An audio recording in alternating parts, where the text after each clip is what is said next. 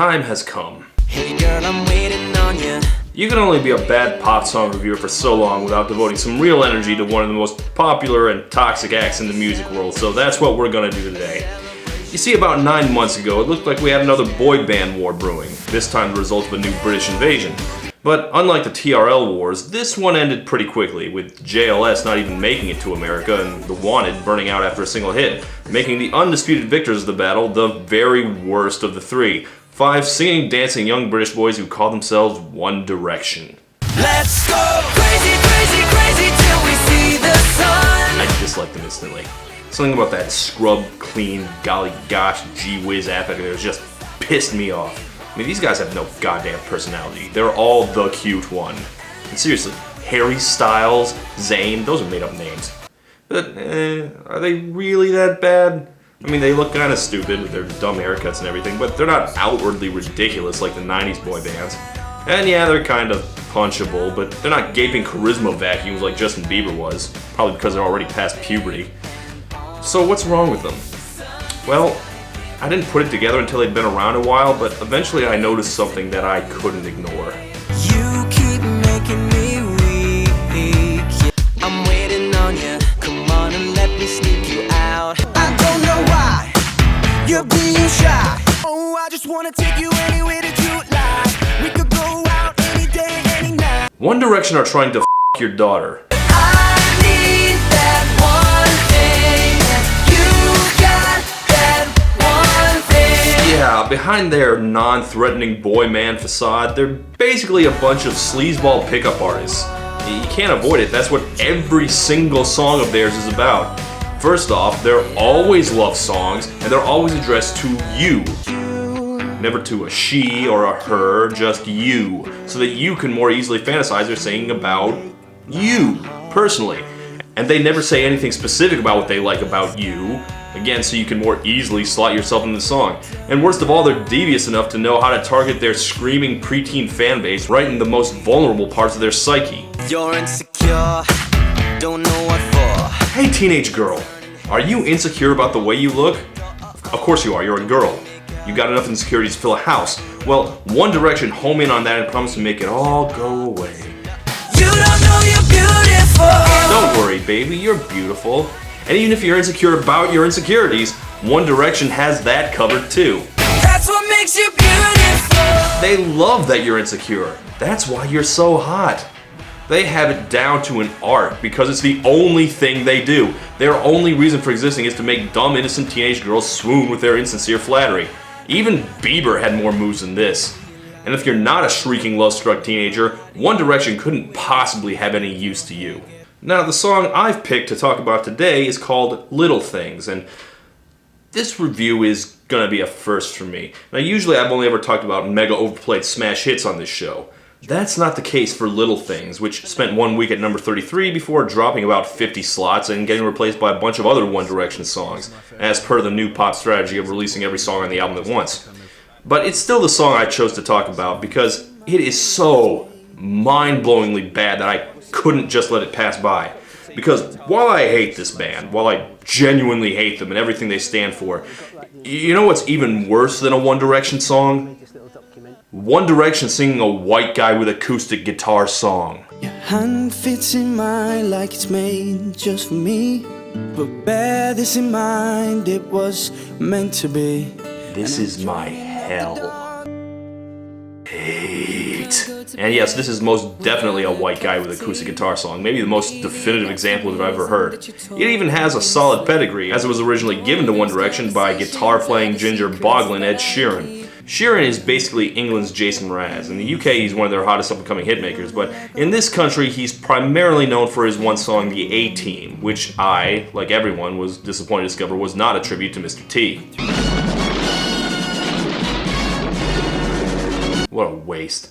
No, The A-Team is actually about a prostitute addicted to Class A drugs, like crack. White lips, pale face, breathing in snowflakes, burnt lungs, sour taste. Because of its subject matter, it's more substantial and interesting than the average wigwag song, but it's still basically a good example of everything I don't like about the genre. You see, sometimes instead of writing a straight love song, your douche bro songwriter will opt for the more advanced technique. He'll go the indirect route and make the song in the third person about a lonely girl who feels bad a lot of the time and no one understands her. She never stays the same for long. Assuming that she'll get it wrong. Perfect only in her imperfection. That way, you know he's super caring and romantic. This is the exact strategy Lil Wayne used when he tried his hand at acoustic guitaring. The ladies eat this shit up. Apparently, even when the lonely, misunderstood girl is a dying crack whore. You know, it's such a beautiful song. He's so thoughtful and romantic. They say she's in the class 18, stuck in her daydream. It just makes ODing on the street sound so pretty. An angel will die, covered in white. A dead crack addict is an angel dressed in white flying home. Bullshit. The topic Sheeran chose to write about is dirty, ugly, and it doesn't sound like James Blunt telling you you're beautiful. I mean, maybe he didn't write this song just to get laid. Maybe he was genuinely trying to be sympathetic, but I'm still pretty sure he doesn't have a damn clue what he's talking about. And that's Sheeran when he's good. At least that one has some good lines in it, which is more than I can say for Little Things, which manages to combine Sheeran's and One Direction's worst qualities. Sheeran allegedly wrote the song at age 17 and later donated it to One Direction instead of tossing it in the garbage like you should do with anything you wrote when you were 17. And as could be expected, it's a miserable load of dishonest dreck straight from the me I'm sensitive school of songwriting. It's a love song to a sad, misunderstood girl. I'm in love with you and all these little things. This is like all the other One Direction songs boiled down to their essence. See, this is them confirming exactly what they like about you. Things. You got that one thing. You know, things. See, they're talking about you. You have things. That's what they love about you, your things. Their favorite little thing about you is your qualities, but a close second is your attributes. Actually, no, I wish this song was just vague. There are worse things than being vague, like being specific. And in its verses, Little Things gets pretty uncomfortably detailed. Well, it starts out normal with its sweet, romantic, meaningless nothings that could apply to anybody. Your hand fits in mine like it's made just for me. But bear this in mind, it was meant to be. Yeah, that's how I know we're meant to be. Your hand fits in mine. I mean, you're nothing like the last girl I dated. She had these gigantic mitts the size of footballs. Like, I couldn't get my hand around them at all. But you're special. And I'm joining up the dots with the freckles on your cheeks, and it all makes sense to me. Hey, Ed. I know You wouldn't have happened to have heard of a little band called the Postal Service, have you? but the freckles in our eyes are mirror images, and when we kiss they're perfectly aligned. Because if I were Ben Gibbard, I think I might sue. But anyway, here's where it starts to get uncomfortable. I know you've never loved the crinkles by your eyes when you smile. You've never loved your stomach or your thighs, the dimples in your back at the bottom of your spine. But I'll love them endlessly. Okay, two things. Okay.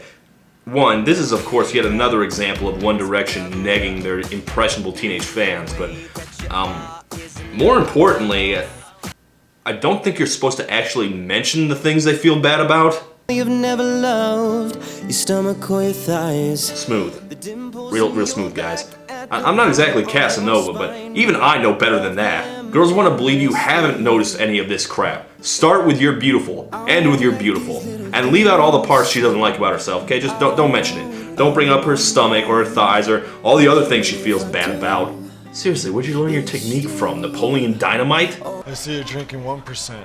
Is that because you think you're fat? Because you're not. You could be drinking whole if you wanted to. I won't let these little things slip out of my mouth. Yeah, you better not. Actually, it's too late for that. You already wrote a whole damn song about it. But if I do, it's you. Oh, it's you. They add up to. Oh, of course, that's all it means. in case they do let it slip out of their mouths, it's just them talking about all the little things they love about you. This isn't a love song, it's a preemptive apology for accidentally shit-talking you. This isn't even good for a white guy with acoustic guitar song. I mean, at least your average acoustic guitar player knows how to fake sincerity just by virtue of not being a prefab reality show boy band. Another thing, spare minimal accompaniment is supposed to create the aura of a more personal, one-to-one connection, which you can't really pull off when there's 5 of you. Hurry up and finish this. But if I do, it's you. Oh, it's you they add up to. I'm in love with you. And faithfully. Oh wait, sorry. Musically the song goes generic, I just keep slipping in other songs. Watch. I'm in love with you tonight. Anyway, my point was, I know they're trying to be flattering, but they've actually created a very unflattering picture of this girl. Not because she's fat, like every girl thinks she's fat, but these guys, they just keep going on and on and on and on and on about how much she doesn't like herself, and after a while, she starts to sound like kind of a basket case. I know you never loved the sound of your voice on tape. She hates the way she looks, she hates the way she sounds, she hates all sorts of different parts of her body. The dimples in your back at the bottom of your spine. Wait, she's insecure about her back dimples? Is that something girls are embarrassed about? I thought only really skinny people had those anyway. Jesus, this girl's got insecurities out the yin-yang. Her yin-yang is also something she has insecurities about, by the way. You know, all those Cosmo articles about how to slim down your yin-yang. By the way, it's a pretty sad commentary that they can be sure every single one of their fans will relate to a song about a girl with body issues. You'll never love yourself half as much as I love you. See, yet again. That's one of those things that sounds romantic but isn't. Like phrased another way, maybe in a different song that could be endearing, but here what it's saying is that you will always hate yourself for the rest of your life.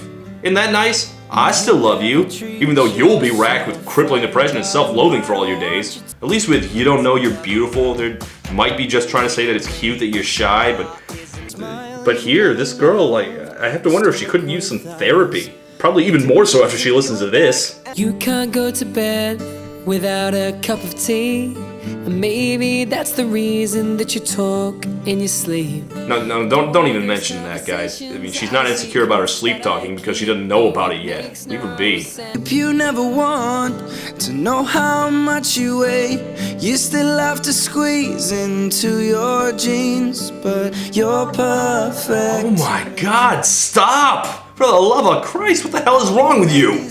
Oh baby, I know you worry about your weight, but I promise you're beautiful to me. No one but me, but I love you. And I know that you worry that you have bad breath, but you don't, I promise. And I don't at all notice that you have really bad skin, and that you pick your nose in public, and that all your jokes are really bad, and that weird mole on your back, and that you kiss about as well as a discarded fish head, and that your best friend is way hotter than you, that your laugh sounds like 2 chainsaws having sex, and that you constantly derail conversations by talking about all the things you dislike about yourself and fishing for compliments, and Actually, when I lay it all out like that, I'm not quite sure what I do like about you. You know, maybe we should see other people. And I've just let these little things slip. This sucks. I've never heard a more insulting love song in my life. Are we sure Billy Joel didn't write this? There's a reason this didn't do very well. It's not only sleazy, it's incompetent. At least their other songs didn't lay it on this thick, and at least they were upbeat and catchy. Apparently even One Direction fans were too sophisticated for this. And on top of everything else, it's so generic that even though I spent a week writing this review and I've been ranting about it for 10 minutes, I still can't actually remember how it goes. Seriously, as soon as I stop listening to it, it disappears completely from my memory. I'm sick of this. I'm done. I'm gonna turn this off. Whatever.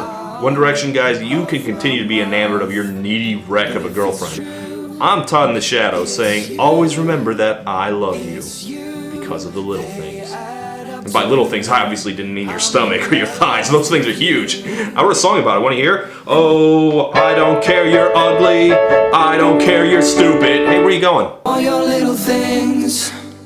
Yes, I will.